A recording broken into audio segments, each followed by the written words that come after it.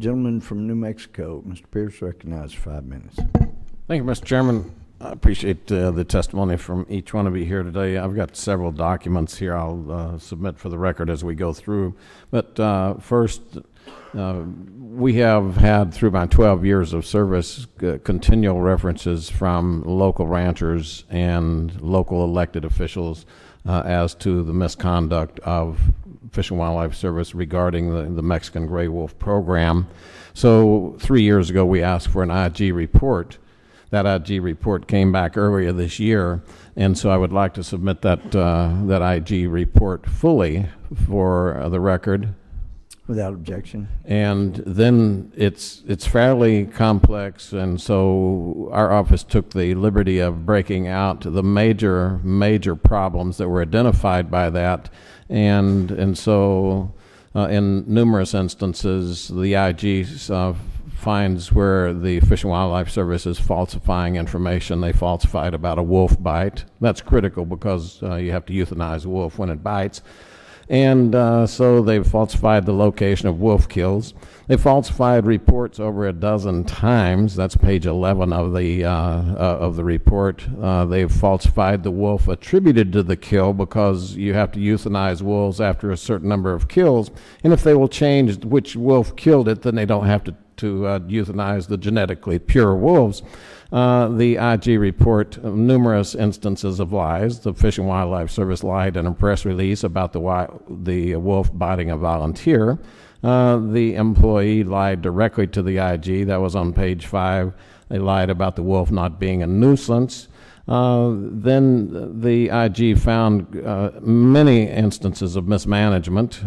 First of all, they hired someone incompetent to head the IFT team. A team member states that the IG, or to the IG, that the former IFT coordinator was unprepared to assume the coordinator role. That team leader could not even correctly identify which wolf breed they were working with, didn't know the differences between the Alaskan wolf and the Mexican gray wolf.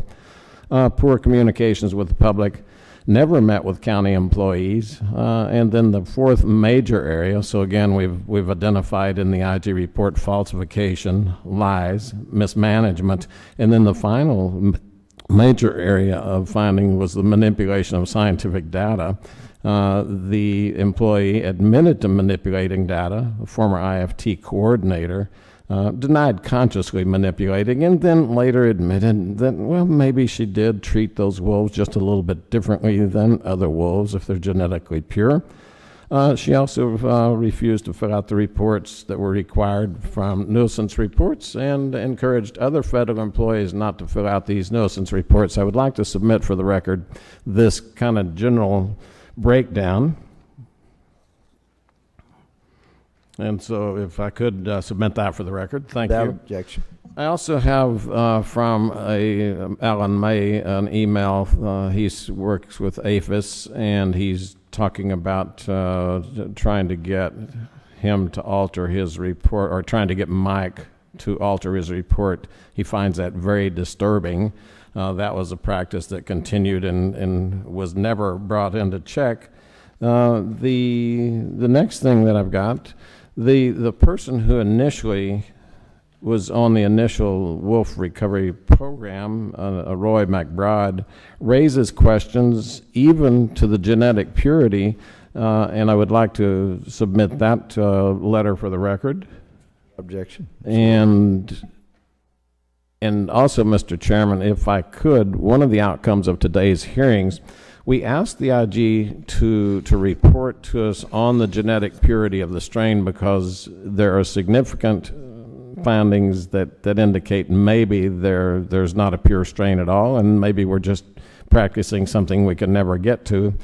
So if I could request that you all consider asking the IG to do that, and then also go ahead and figure out the answer to the depredations and reimbursement issues that we've heard both sides of the issue today. If the committee could do that, if you don't find that to be useful, then we'll submit that request again.